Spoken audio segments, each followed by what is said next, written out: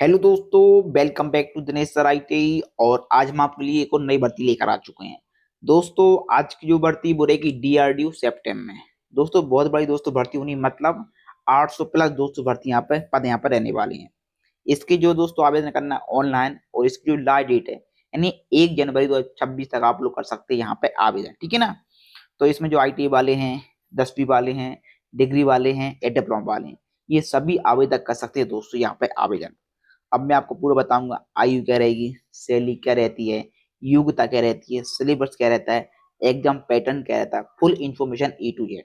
आप लोगों से दोस्तों मेरा एक निवेदन रहता है, चैनल पर पहली बार आए चैनल को लें सब्सक्राइब और वीडियो कर दें लाइक, ताकि मध्य प्रदेश की तक इन्फॉर्मेशन या भर्ती की जानकारी आपको यहाँ से मिल सके। तो हम चलते हैं नोटिफिकेशन देखिए दोस्तों, ये रहा नोटिफिकेशन, ठीक है।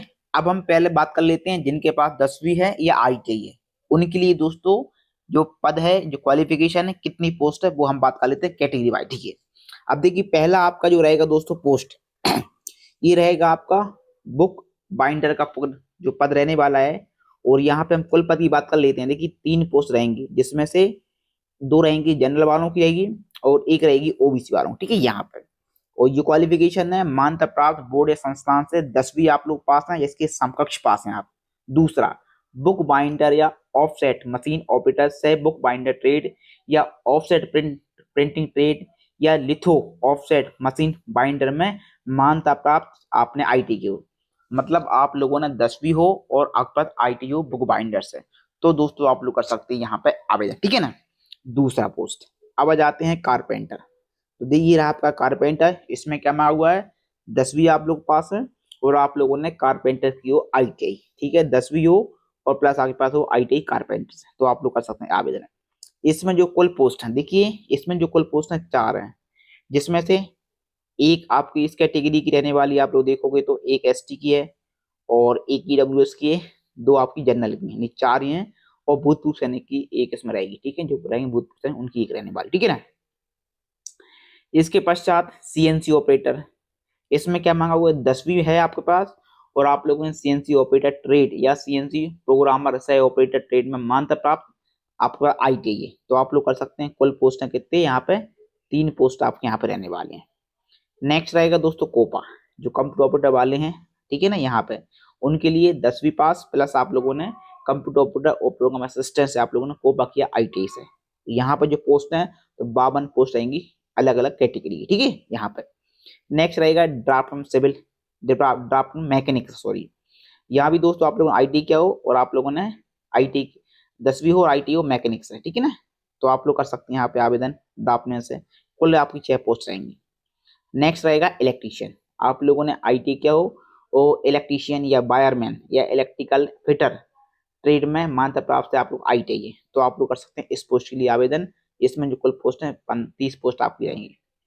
नेक्स्ट रहेगा इलेक्ट्रॉनिक्स, अब जिन लोगों ने 10वीं किया हो और इलेक्ट्रॉनिक्स या इलेक्ट्रॉनिक मैकेनिक या रेडियो और टीवी मैकेनिक या रडार मैकेनिक या सूचना व संचार प्रौद्योगिकी सिस्टम रखरखाव या आईटीआई और इलेक्ट्रॉनिक सिस्टम रखरखाव या औद्योगिक इलेक्ट्रॉनिक रखरखाव ट्रेड में आप लोगों ने क्या किया, आईटी आप लोगों ने किया इनसे, तो आप लोग इस पोस्ट के लिए कर सकते हैं आवेदन। कुल 31 पोस्ट यहाँ पर रहने वाली हैं। नेक्स्ट आएगा फिटर वालों के लिए, तो जो रहेंगे 10वीं है और फिटर है आप लोगों ने आईटीआई, तो आप लोग कर सकते हैं 25 पोस्ट आप लोगों की रहेगी। नेक्स्ट आएगा मशीनिस्ट, 10वीं है मशीनिस्ट है आप लोगों ने आईटी किया हो, 12 पोस्ट रहेंगे कुल। नेक्स्ट आएगा मोटर मैकेनिक, जिन लोगों ने एमएमबी किया हो 10वीं प्लस मोटर मैकेनिक को आईटी से आप लोग, तो 7 पोस्ट आपकी रहेंगी। ऑप्टिकल वर्कर की 10वीं किया हो और आईटी आप लोगों के पास है, तो यहाँ पर 2 पोस्ट आपकी रहेंगी। फोटोग्राफर की, तो आप लोगों ने 10वीं आप लोगों किया हो और फोटोग्राफर या डिजिटल फोटोग्राफर ट्रेड में आप आईटी हो, तो आप लोग कर सकते हैं 5 पोस्ट रहेंगी। सीट मेटल वर्कर की 10वीं हो और आईटीआई, तो आप लोग कर सकते हैं 3 पोस्ट आपकी यहाँ पर रहेंगी कुल। सर्वेयर की आप लोगों ने 10वीं हो और आईटीआई हो आपका सर्वेयर से, इसकी रहेंगी टोटल 1 पोस्ट। टर्नर की 10वीं हो आईटीआई हो टर्नर से, इसकी रहेंगी आपकी 8 पोस्ट, ठीक है। बेल्डर से आप लोगों ने आईटीआई किया हो, आई 10वीं हो आईटीआई, ठीक है, तो इसमें रहेंगी 11 पोस्ट, ठीक है। तो ये तो रहेंगी यहाँ पर। अब जो कुल आईटीआई वाली पोस्ट है, ठीक है, तो यहाँ पर देखिए 203 पोस्ट ये रहेंगी आपकी इसके बाद विकलांग की पूर्व सैनिक की आपकी रहने वाली, ठीक है ना। अब हम चलते हैं डिग्री डिप्लोमा वाले के लिए। अच्छा एक बार वो देख लो, जो आईटी वाले रहेंगे उनके लिए जो रहेगा तो तकनीशियन ए में रहेगा आपका, ठीक है। और जो इसमें जो वेतन मिलेगा लेवल 7 का वेतन मिलेगा, मतलब 19,900 से प्रारंभ होता है, 63,000 तक ये जाता है, ठीक है यहाँ पे इनका। अब हम चलते हैं डिप्लोमा वालों के लिए, यहाँ पर चेक कर लेते हैं डिप्लोमा वाले के लिए क्या रहने वाला। देखिए जो रहेगा डिप्लोमा वाला दोस्तों, उनका रहेगा वरिष्ठ तकनीकी सहायक बी के अंतर रहेगा। उनका जो रहेगा डिप्लोमा वालों का पेमेंट 35,400 से 1 लाख तक ही जाता है, ठीक है ना, लेबर सख्त का मिलेगा। अब हम बात कर लेते हैं उनकी पोस्ट के संबंध। देखिए यहाँ पर तो यहाँ पर डिप्लोमा वालों के लिए तो पहला रहेगा जो विषय ऑटोमोबाइल इंजीनियर, क्या मांगा हुआ है, AICTI द्वारा मान्यता प्राप्त ऑटोमोबाइल इंजीनियर में या प्रौद्योगिकी में आपका डिप्लोमा, तो आप लोग कर सकते हैं। कुल पोस्ट हैं 3 पोस्ट। रासायनिक इंजीनियर में AICTI द्वारा मान्यता प्राप्त रासायनिक इंजीनियर प्रौद्योगिकी में डिप्लोमा हो, उनके लिए 15 पोस्ट हैं। रसायन विज्ञान में तो मान्यता प्राप्त विश्वविद्यालय संस्थान से आपने रसायन विज्ञान में BSc क्या क्या वो BSc डिग्री हो तो कर सकते हैं, 22 पोस्ट आपकी रहेंगी। सिविल इंजीनियर वालों के लिए तो AICTI द्वारा मान्यता प्राप्त सिविल इंजीनियर में डिप्लोमा हो तो आप लोग कर सकते हैं, 11 पोस्ट रहेंगी। कंप्यूटर विज्ञान और इंजीनियर में देखिए आपकी जो है AICTI द्वारा मान्यता प्राप्त कंप्यूटर इंजीनियर या प्रौद्योगिकी या कंप्यूटर विज्ञान या सूचना प्रौद्योगिकी में डिप्लोमा हो, ठीक है ना, तो आप लोग कर सकते हैं। आपकी जो पोस्ट है वो रहेंगी 160 पोस्ट आपकी रहेंगी। नेक्स्ट रहेगा इलेक्ट्रिकल और इलेक्ट्रॉनिक इंजीनियर, इसके लिए AICTI द्वारा मान्यता प्राप्त इलेक्ट्रिकल या इलेक्ट्रॉनिक इंजीनियर में प्रौद्योगिकी डिप्लोमा हो, उनकी रहेंगी आप 11 पोस्ट। इलेक्ट्रिकल इंजीनियर वालों की दोस्तों तो देखिए AICTI द्वारा मान्यता प्राप्त इलेक्ट्रिकल इंजीनियर में या प्रौद्योगिकी डिप्लोमा हो तो 47 पोस्ट हैं आप लोगों की। इलेक्ट्रॉनिक इंजीनियर या इलेक्ट्रॉनिक और संचार इंजीनियर या इलेक्ट्रॉनिक और दूरसंचार इंजीनियर, इनके लिए AICTI द्वारा मान्यता प्राप्त इलेक्ट्रॉनिक्स हो या इलेक्ट्रॉनिक्स और संचार हो या इलेक्ट्रॉनिक और दूरसंचार में आपका डिप्लोमा, तो आप लोग कर सकते हैं। 101 पोस्ट 111 पोस्ट ये रहेंगे।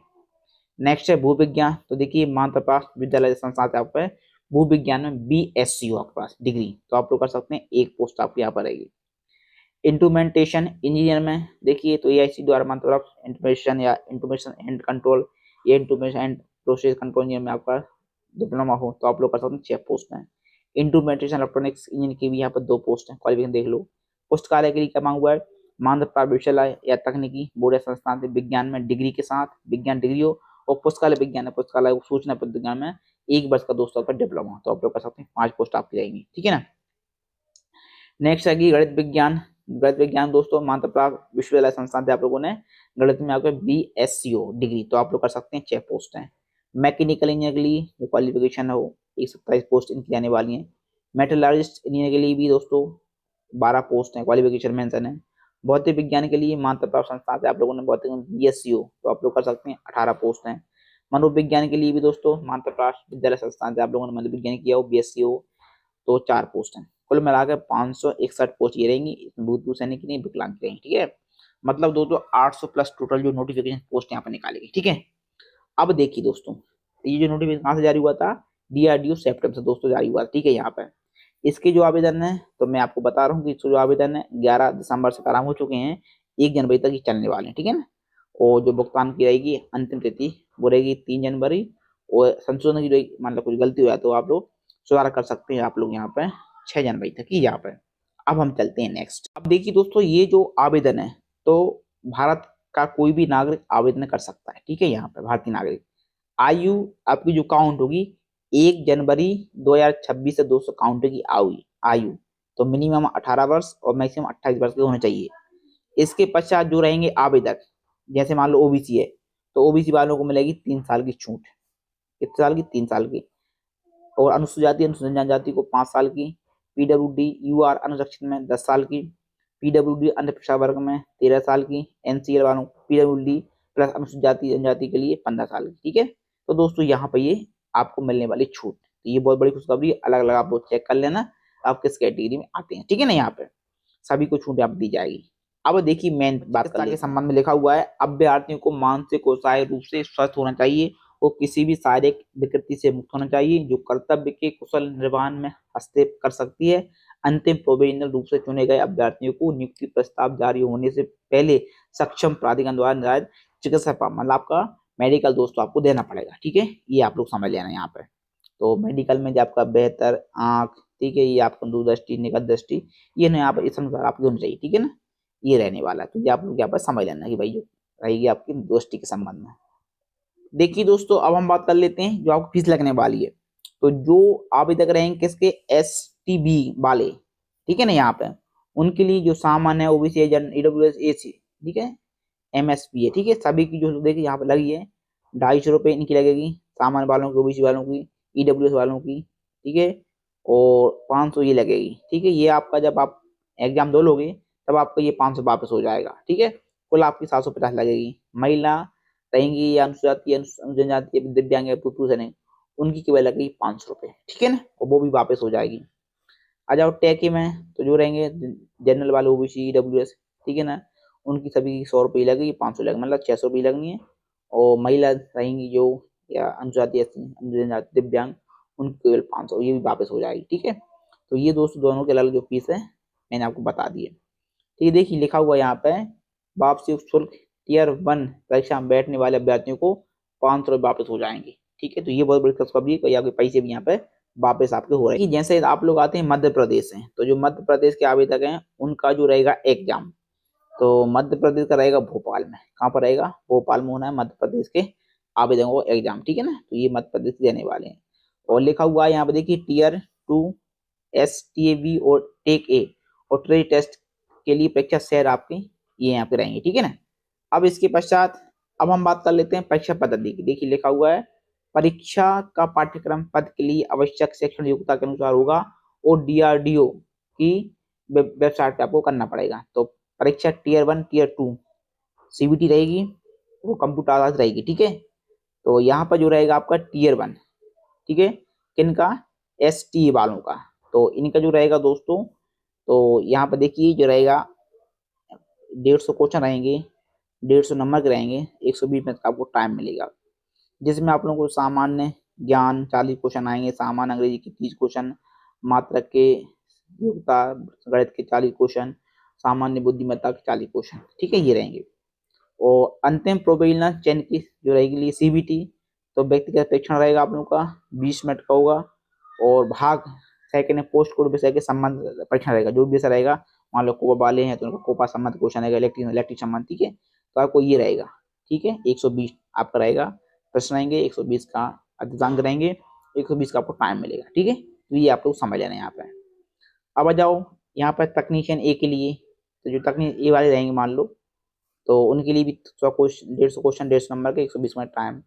और जो रहेगा अंतिम प्रोविजनल शॉर्ट लिस्ट CBT के आधार पर होंगे ट्रेड टेस्ट, तो व्यक्तिगत परीक्षण होगा 20 मिनट का। और पोस्ट जो विषय संबंधित क्वेश्चन पूछे जाएंगे, 120 क्वेश्चन है, 120 मिनट का, 90 मिनट का वो टाइम मिलेगा, ठीक है। और ट्रेड परीक्षण लिखा हुआ है, ट्रेड परीक्षण DGT के द्वारा निर्दिष्ट पाठ्यक्रम के अनुसार रहेगा। ITI स्तर का विशिष्ट संबंधित ट्रेडों के लिए अनुसार अभ्यर्थियों को व्यापारिक कौशल परीक्षण होगा, ठीक है। मतलब ITI क्वेश्चन आपके यहाँ पे ट्रेड परीक्षण पूछ जाएंगे, ये हो अच्छी खुशखबरी आपको ले आने वाली, ठीक है। इसके पश्चात अब देखिए दोस्तों, जो आपका रहेगा सिलेबस, तो सिलेबस दोस्तों आपका ये दिया हुआ है, जो आपका टीयर 2 का रहेगा उसमें CBT रहेगा, तो उसका सिलेबस ये है।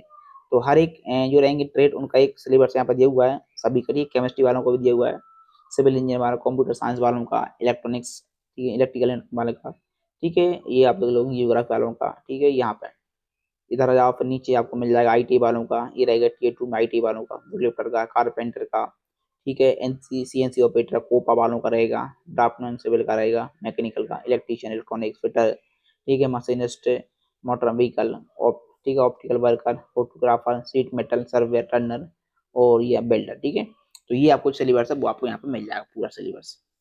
अब देखिए दोस्तों, अप्लाई करने के लिए और इसका जो सिलेबस या नोटिफिकेशन डाउनलोड करने के लिए आपको इनकी वेबसाइट पे आना पड़ेगा, government of India defence research and development organisation, ठीक है। यहाँ पे आओगे तो देखिए दोस्तों, यहाँ आपको मिल जाएगा। अप्लाई करने के लिए आपको ये मिलेगा लिंक, ठीक है, यहाँ पे क्लिक करना पड़ेगा।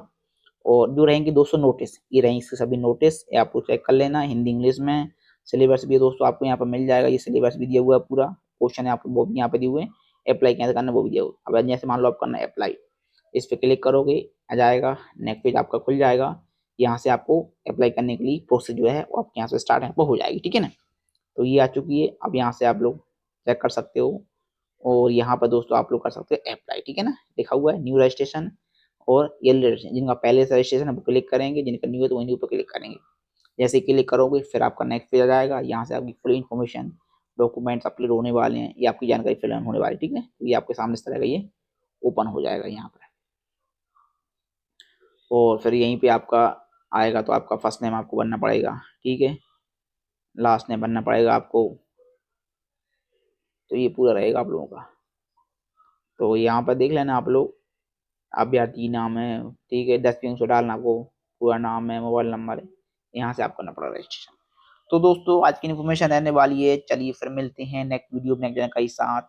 आप सभी लोगों को वीडियो अच्छा लगा तो वीडियो को लाइक करें, शेयर करें। ओके दोस्तों, थैंक्स।